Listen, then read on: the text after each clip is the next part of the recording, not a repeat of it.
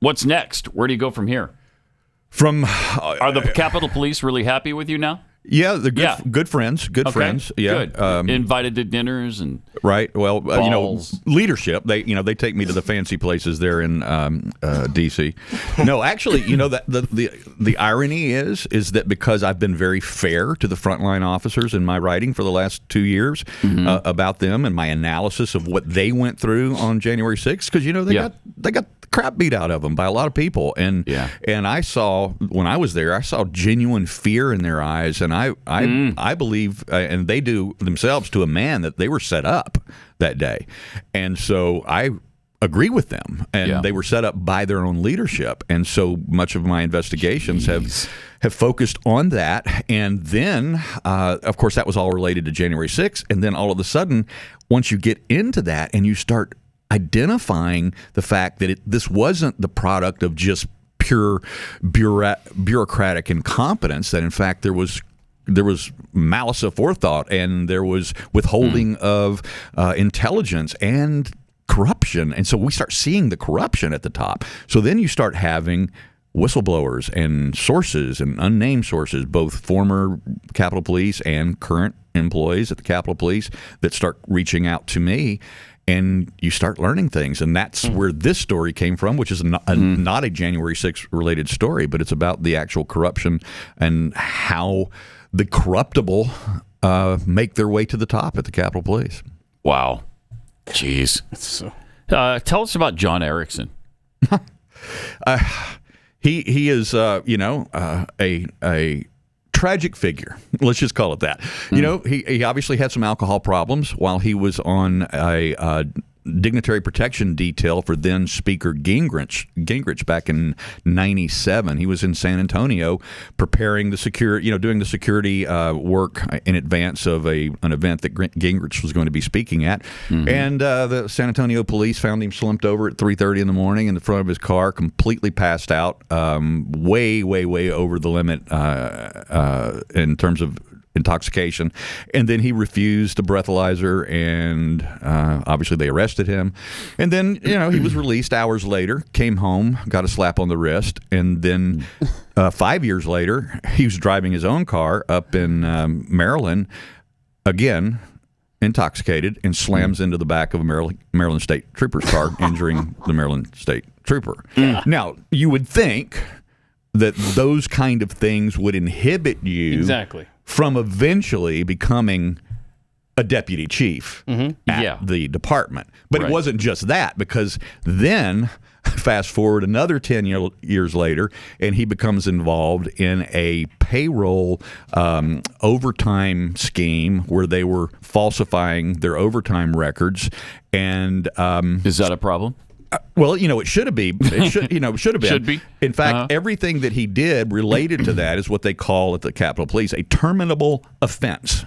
In other words, the recommendation of the documents that Blaze Media acquired through this investigation said and recommended that everything that he did should result in his termination. And in fact, our source, who was very close to the investigation at the time, told me that their recommendation was that his crime and the other two involved in that conspiracy should have been referred to the Department of Justice because they were felonies, and they should have been referred for criminal prosecution. None of that happened. And of course, eventually, after another successive slaps on the wrist, he moves his way up. He's then eventually promoted to captain, and then inspector, then now deputy chief, just this past October. Incredible. I mean, that's the whole point of this article, right? It's just detail after detail, experience after experience of failing upward in the police department. I mean, this is just insane. Well, they did suspend him, though. Yeah. With pay. Well, I think he had to go maybe 10 or 15 days without pay. Something, yeah, without pay. Oh, no. No, he did. Wow. He did. Okay. Because originally they said it was suspended with pay. But they did eventually suspend the pay as well? Well, the documents we have say without pay. But then again, they were also supposed to pay this money back that they had stolen from the Capitol Police, from the government itself. And we don't have the records. And in fact, even our sources, both named and unnamed, don't know if that actually ever happened or not. May have. I don't know. Sure. Now, what is Traingate? Traingate is it's a scandal that shouldn't have been a scandal. It was actually a cooperative agreement between about 300 or 400 of the Capitol Police and other agencies around, including the FBI and Border Security and some other policing agencies in D.C., where if these officers agreed to go through like a minimal amount of training from the railway systems, both in Virginia and Maryland, where a lot of these guys commute from into D.C., that they would be issued a laminated pass where they could travel for free. Now, that seems like a good deal because, you want good cops on a train that, keep things safe and they can respond to emergencies or, criminal behavior or report, suspicious activity, something like that. So it seems like a good deal, except that technically it's just against the rule. You can't trade your status as a law enforcement for anything free. That's a no-no. And it's like, whether it's coffee, sandwiches, or donuts. It's a corruption thing. Right, yeah. You're trying to avoid corruption. You flash your badge to get something for free, and it's called rolling the gold. And you're not supposed to do that. And technically, it's against the rules. But it was happening, and it was going fine, and nobody really cared. And in fact, according to sources on the record quoted in this article, they would even promote it in the morning roll call briefings for the Capitol Police. The commanders would encourage the guys that were commuting from Maryland, Virginia, to take part in this because they would save a lot of money in fuel, parking, such as that. But then one day a guy shows up and he's not part of the program and he rolls the gold and he flashes his badge and the conductor on the train called the Internal Affairs Department at Capitol Police and reported it, and then that triggered an avalanche of an investigation from the top. Except the scandal that shouldn't have been a scandal was made one because once the Capitol Police learned that their favorite sons and daughters, these people that have these unlikely career arcs that seems the worst and more crimes they commit, the faster they accelerate up the chain. Were also involved in this. Then they just dropped it all and hit it. And no DC press ever reported this. It's never came out. And so they were going to discipline these officers until they found out that some of their golden boys were participating, and then they just buried it. Jeez. Is every federal department like this, or do you think the Capitol Police are a shining example among the bureaucracy of garbage? I think corruption is endemic in D.C. At any agency, any department, any time. It's just the nature of the beast.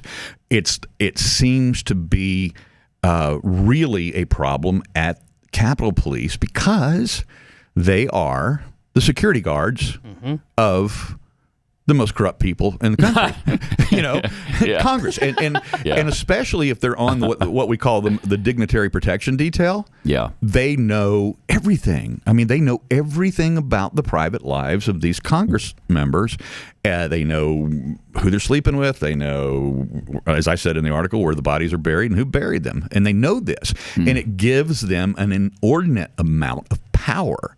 And that's the thing that I really struggled with when our first whistleblower, Lieutenant Tarek Johnson, came forward, former lieutenant with the Capitol Police, and he was telling me for 2 years, he's like, Steve, you just don't understand how powerful the Capitol Police are. And look, they treated him really badly.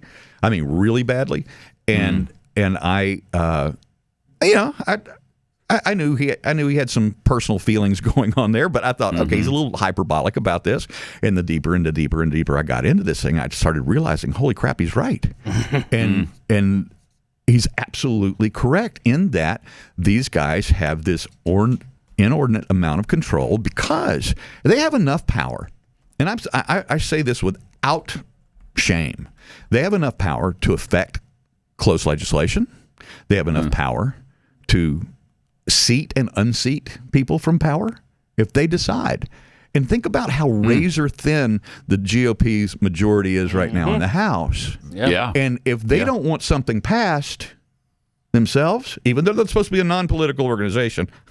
Yeah, right. And then even though they don't want something passed, all they have to do is send out a note and say, I will take out that guy, that guy, that guy, and that guy, and you'll lose your majority. It's like, okay, then you wonder why these people that run on positions and on a particular platform and then never vote that way. Do you ever wonder that about that? That's amazing. Wow.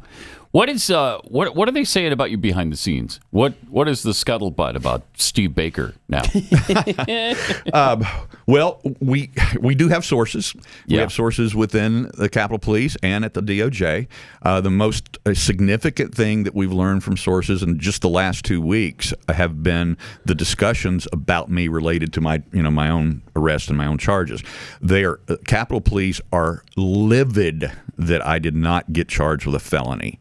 They actually there were our sources tell us that there were actual shouting matches among U.S. attorneys over my case. They'd never heard anything. They'd never heard U.S. attorneys yell at each other over a case before because they were getting pressured from command at Capitol Police to take me out. In fact, on just this Saturday, because of your reporting. That's right. Just this Saturday, we know that a specific person at the Capitol Police said to them, "Put him in prison." This was shouted at the DOJ. Wow, man.